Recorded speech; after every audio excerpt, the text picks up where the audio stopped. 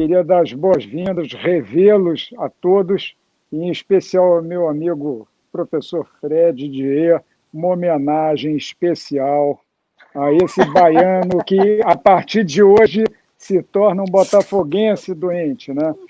A maior das homenagens, hein, professor? É um prazer revê-lo, Fred. É muito bom sempre ouvi-lo. Marcinha, Zé, é um prazer também estar aqui novamente. Não era essa a minha provocação, será outra no momento oportuno, mas quando se fala em competência, há uma ampla discussão, agora mais, digamos assim, superada sobre esse rol ser taxativo ou não e tudo mais, mas no que diz respeito à competência, o artigo, na sua opinião, o artigo 64, parágrafo 4º, que altera a redação do 113, parágrafo 2º do Código de 73, não seria o suficiente para chegar-se à conclusão de que não haveria nenhum prejuízo se o processo prosseguisse nas mãos de um juízo absolutamente incompetente e que, ao final, se reconhecesse que a competência era de outro juiz, ele poderia, inclusive, aproveitar, até mesmo diferente do código anterior, os atos decisórios. A decisão. A questão, meu amigo Ayub, primeiro saudações rubro-negras para você, é que é difícil você dizer que não há prejuízo, por exemplo, num caso de foro de eleição. Imagine que você negocia um foro de eleição num contrato empresarial, e o foro de eleição num contrato empresarial faz parte da alocação de risco que as partes fazem quando fazem um contrato. Aí, uma das partes vai a juízo desrespeitando o foro de eleição. Será processando a causa em outro lugar que não é aquele que foi convencionado. Se você disser que o juiz do caso, não acolhendo a incompetência pelo foro de eleição, o processo pode seguir lá e eu só vou poder recorrer isso na apelação, chegou no tribunal, o tribunal vai dizer, não, tinha que ter corrido em outro território. Vai anular? Não vai anular. E o prejuízo já terá estabelecido. Mas seria anulação ou seria declínio na forma do parágrafo 4? E o juiz competente, então, poderia dizer que concorda com tudo aquilo. Não, mas agora, aí veja que coisa... Porque não é declínio, porque se o juiz... Porque olha a situação concreta que eu mencionei. Eu alego que o juiz é incompetente pelo foro de eleição e ele rejeita a minha alegação. Ele diz, não, o competente sou eu. Não vou declinar, o competente sou eu. Aí de duas uma. Ou eu agravo disso, para isso ser corrigido, e aí o tribunal, dando provimento ao agravo, vai para o outro juiz decide se vai anular ou não vai anular, mas resolve esse problema agora, ou eu tenho que apelar sobre isso. Se eu apelar, significa que aquele juiz que era incompetente já sentenciou. Aí vai para apelação, já teve sentença. O tribunal vai anular essa sentença? Porque qual é a consequência? O tribunal em cima não pode remeter para o outro juiz depois da sentença. E aí o processo já terá tramitado perante no local que não era o local onde ele deveria tramitar. Imagine, e a gente sabe que o foro de eleição ele tem um elemento aí que é um fórum shopping lícito. Porque se eu posso escolher onde eu vou demandar convencionalmente, e eu escolho, é porque eu tenho as minhas razões para que eu tenha escolhido aquele lugar. Os meus interesses estão ali. Pense também no outro caso. Imagine que o caso envolva competência entre justiças. Você alega que a competência da justiça do trabalho. Aí declina do juiz estadual para o juiz do trabalho. Se eu não puder agravar naquele momento, vai para o juiz do trabalho. E aí eu vou recorrer para quem? Para o TRT? O TRT vai rever uma decisão do juiz estadual que declinou a competência? Olha qual o problema. Eu entendo, isso tudo é muito... A beleza do direito é isso, nessas discussões. Aí eu acho que já estamos mais no campo da jurisdição do que da competência. Mas no primeiro caso, o tribunal me parece que poderia sim anular uma questão de ordem pública e o juiz a quem for remetido o caso poderia simplesmente dizer o seguinte, concordo com tudo. Na minha visão, o único problema que poderia haver aí é se ele discordar, haver uma perda de tempo que, obviamente, afeta no princípio do tempo adequado do processo. Fora isso, eu não consigo...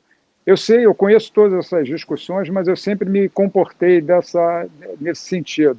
Eu até hoje, Fred, eu não consegui ainda absorver bem que a competência seria agravável na medida que o 64, parágrafo 4º, deu uma redação totalmente diferente, aproveitando até mesmo os atos decisórios que podem ser aproveitados num eventual declínio para o juízo competente. Num eventual, porque pode não ser nem mais útil, né?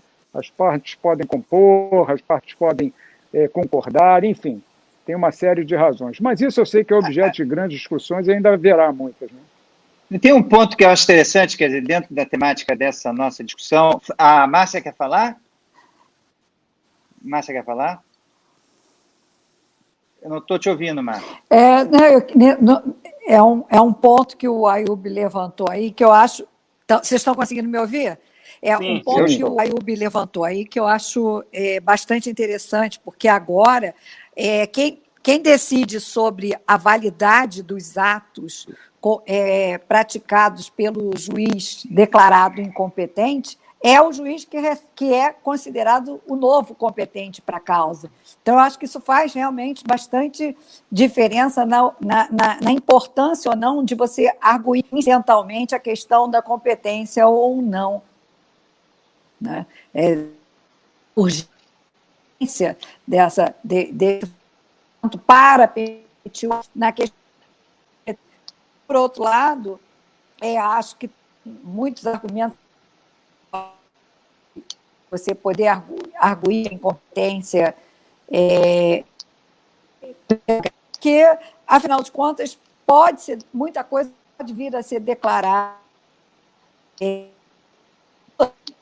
não é só isso, né? Os critérios de competência, eles levam muito em consideração a possibilidade do exercício da síntese do processo, da essência do processo, que é o direito de ação e o direito de defesa. Então, muitas vezes, o juiz que recebe a causa de declarado como competente por uma causa conduzida, juiz anterior, vai aceitar todo aquele trâmite, todas as decisões já praticadas, mas essas decisões, esses atos processuais, prejudicaram, eventualmente, o direito, essencialmente, normalmente, o direito de defesa, porque, normalmente, quem escolhe o foro, quem escolhe, né, normalmente, quem escolhe o foro onde a ação vai ser proposta é o autor, e, portanto, ele vai usar nessa escolha da melhor conveniência para ele dificilmente a escolha do foro vai ser uma escolha que vai ser ao direito dele. Mas ao réu, não. O réu vai se submeter a todo um processo, correndo o risco de não ser considerado nula os atos praticados nesse processo, mas que trouxeram prejuízo à sua defesa. Isso é reconhecido pela declarar a incompetência, o juízo, no recurso, reconhece que o juízo onde a ação foi proposta originariamente é incompetente e um dos critérios para isso, um dos fundamentos, está causando prejuízo ao direito de defesa do réu, remete os autos ao juízo novo competente, e esse juízo novo competente ratifica todos os atos, mantém todos os atos, e o prejuízo fica ali consumido já, consagrado, né? Então, eu acho que é um pouco complicado. Eu prefiro, apesar de eu entender o teu argumento, Ayoub, e achar que ele tem muita lógica, como eu acho que há o risco no direito de defesa, e eu acho que não há nada, o processo não tem nenhuma razão de existir, se ele não garante, de um lado, o exercício da ação para o autor e o direito de defesa para o réu, ele não tem nenhuma razão de existir se ele não faz isso com utilidade e com eficiência. Eu prefiro que possa ser arguída a questão da competência logo de cara. Agora, um ponto, quer dizer, para a gente encerrar, talvez, a discussão sobre essa matéria, porque temos outros assuntos interessantes também para abordar, uma última observação, se vocês me permitem, é que essa nova sistemática criada, na minha opinião, pelo STJ, como bem pontuou aqui o professor Fred, e não pelo legislador, deu ao advogado um conforto extraordinário, porque em determinadas matérias, aquelas matérias em que, pela nova, esse entendimento que foi fixado seria agravável e não estaria no rol taxativo do 1015, o advogado tem a opção, quer dizer, ele tem a opção estratégica de recorrer ou não, né? E ele não vai estar sujeito à preclusão, como ocorria no sistema passado. Sempre é uma opção recorrer. Só que a penalidade para não recorrer era a preclusão. Nesse novo sistema, nessas hipóteses que não são taxativas, que é uma coisa interessante, né? Por que dar tratamento diferenciado das consequências em relação a situações ontologicamente muito similares, né? Acabou. Esse é o novo processo civil, né? Que é mais pragmático, né? Deixa de lado essas questões mais teóricas, né? No passado, eu acho que uma tese dessa jamais prevaleceria, né? Na fase científica do direito, né, professor Fred? Então, eu queria, para concluir, se vocês estiverem de acordo nesse ponto, perguntar ao professor Fred, houve avanço em relação à sistemática do agravo de instrumento no novo CPC? Não, do meu modo de ver, não. No fim das contas, a gente teve que esperar 2 anos de vigência do código para consertar o código. O código foi consertado pelo STJ. O código foi reformado pelo STJ. Essa é a verdade. Agora, se me perguntar agora, não vejo isso mais como um problema. Agora, isso não é uma coisa mais que me preocupa. Acho que na prática, na vida prática das pessoas, inclusive vai ser difícil uma situação, Zé, eu acho, não serão muitas as situações em que essa estratégia do advogado vai caber. Normalmente, no dia a dia, 90% das situações, a gente vai estar diante de uma decisão que a gente sabe que a gente vai ter que agravar, ou sabe que não poderá agravar. A zona cinzenta, depois da decisão do STJ, me parece que vai ser muito restrita, muito residual. Perfeito. Ayub, vamos então agora passar para um outro ponto. A pergunta que você gostaria de fazer? Bom, eu peço permissão para retirar o professor Fred Didier, porque todo mundo conhece, é um craque, é um profissional brilhante, é um amigo querido, apesar do mau gosto que todos sabem que tem. Agora, já que o momento é de debater os avanços ou não do código, a opinião, cada um tem uma opinião, o código ainda é muito recente, a jurisprudência faz seu papel, mas não é uma pergunta, é uma constatação em razão da sua experiência, que como professor tem por hábito rodar o Brasil, conhecer agora o Brasil virtualmente, algo de novo, né, que passa a ser, parece, né, uma tendência, né? Mas eu tenho experimentado aqui, eu não sei se os colegas vão concordar, eu ainda antes da aposentadoria, eu funcionei, salvo engano, por 2 anos, acho que 2 anos ou quase isso, na seção civil aqui do Rio de Janeiro, que é o órgão responsável por julgar, dentre outras matérias, os IRDRs, IACs e tudo mais. E o pano de fundo disso tudo, né, dentro dessa sistemática, que eu costumo chamar sistemática dos repetitivos, vinculativos, sejam eles persuasivos ou não, o pano de fundo de tudo isso é a segurança jurídica. Mas a minha experiência aqui no Rio de Janeiro, e eu queria, por isso que eu disse que não é uma pergunta, é uma constatação, é ouvir o meu querido Fred sobre o que ele percebe de incidência do IAC no Brasil em geral e as consequências, porque no Rio de Janeiro o IAC, pelo que nós podemos constatar por pesquisas e tudo mais, é muito mal utilizado. E o IAC não é um instituto novo. Ele foi refinado pelo Código 2015, mas ele já era previsto no Código 73, no artigo 555, não é verdade? Então, na sua visão, deixando de lado o Rio de Janeiro, que eu já afirmei e tenho dados para isso, que aqui é pouco usado. O IRDR não é tão usado, o que para mim é lamentável. O IAC, nos tribunais superiores, qual é a sua visão em termos de utilização e qual é o resultado que você vê nesses IACs ou nos IR10. Eu prefiro o IAC, o IR10 é menos incomum, ou é mais comum do que o IAC. Muito boa pergunta, Ayub. Veja, como você disse, o incidente de assunção de competência, ele existia no código passado, mas ele estava escondido, né? Ele existia de uma maneira escondida, porque ele estava no parágrafo 1º do 555 do código passado, e só para Tribunal de Justiça e TRF, porque era um IAC no contexto de apelação e agravo, que o 555 oitava apelação e agravo. O que o Código Novo fez?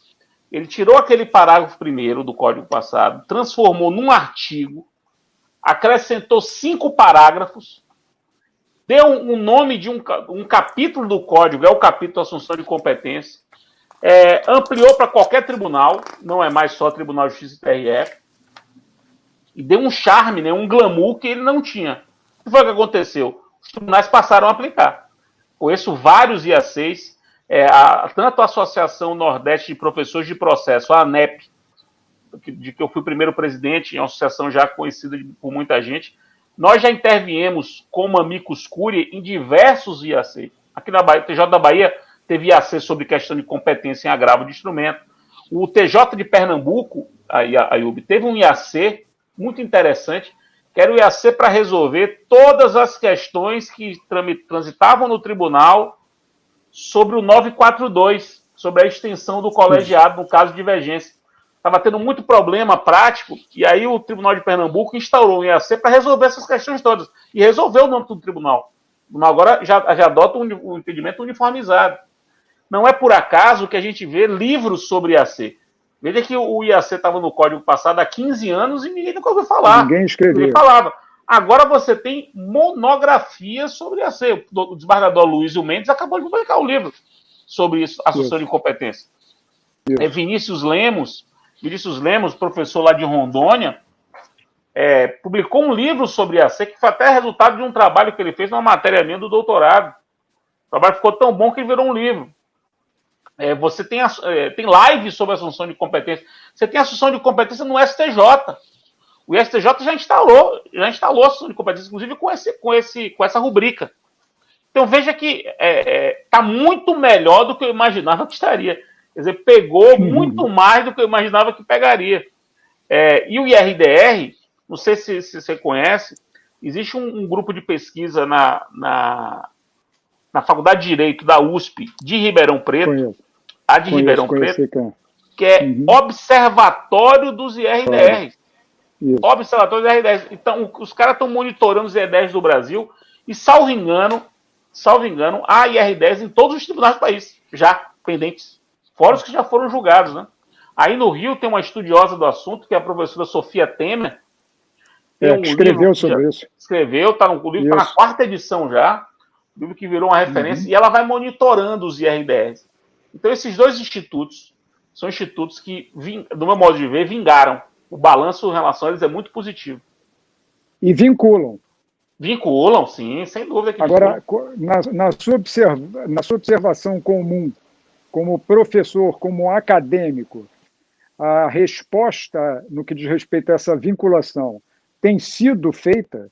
Os magistrados, em geral, na sua visão, têm aceito bem, deixando de lado eventuais especificidades ou peculiaridades, os distinguos que afastam a vinculação, mas têm aceitado bem essa decisão que hoje vincula? A minha impressão é que sim, eu não tenho dados, eu não fiz uma pesquisa sobre isso, mas a minha impressão, a partir da minha experiência, é que sim. A magistratura de primeira instância, ela é menos rebelde, nesse sentido, do que, por exemplo, os tribunais. Os tribunais costumam se rebelar mais para o STJ do que a magistratura de primeira instância se rebelar, vamos chamar assim, entre aspas, para os respectivos tribunais. O tribunal fixou o entendimento, a magistratura vai aplicar. A estabilidade, a paz social e, consequentemente, a segurança reside aí. Se houver uma peculiaridade qualquer, você exerce o distinguish, né? Claro, essa cultura que eu acho que tem que ser internalizada para trazer o investimento. Isso tem um impacto enorme no risco Brasil, no PIB, enfim, tem imenso. Todas as consequências. Ou seja, a gente vê um dispositivo, um artigo, que antes era um dispositivo escondido, concordo. Ninguém nunca ouvia falar sobre isso. E hoje, aqui no Rio, diferente dessa opinião, fico até feliz em ouvi-lo, mas ninguém ainda se preocupou em enxergar que da vinculação, seja por IAC, seja por IRDR, seja naquelas hipóteses de vinculação, a gente tem uma possibilidade de trazer uma tranquilidade e o Brasil se torna, com isso, com o Código de Processo Civil, um ambiente muito mais fértil para negócios, porque todo mundo está em busca da segurança jurídica, né? Mas muito obrigado. Eu gostaria de ouvir a sua opinião sobre essa questão do Brasil em geral no que diz respeito a esse Instituto IAC. Professor Fred. É isso. Diga, Márcio. Não, sobre ainda esse ponto. Sobre Zé que falou? Oh, desculpe, diga. Agora sou eu pegando aqui um gancho aqui na pergunta do Ayub.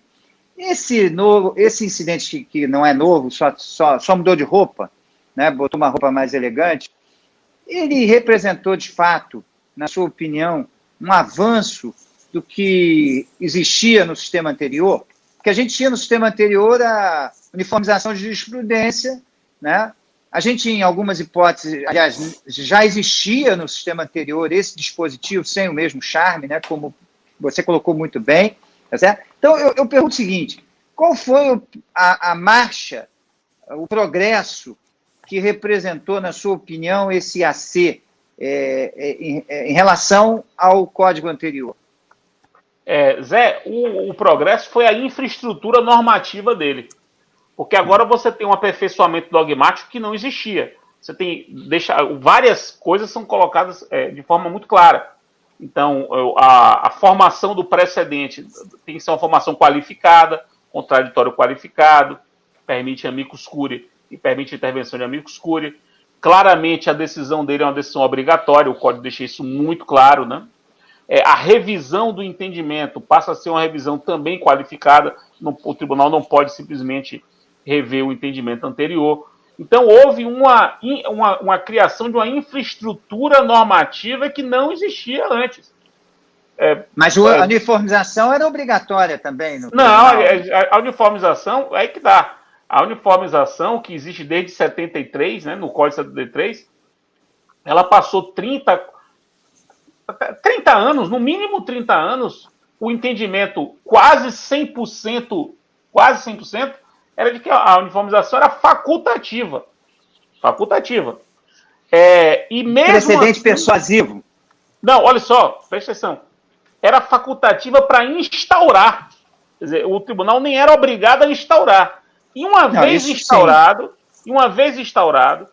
gerava um precedente que só poderia gerar súmula se fosse com maioria absoluta, pela redação lá do 476 do Código passado.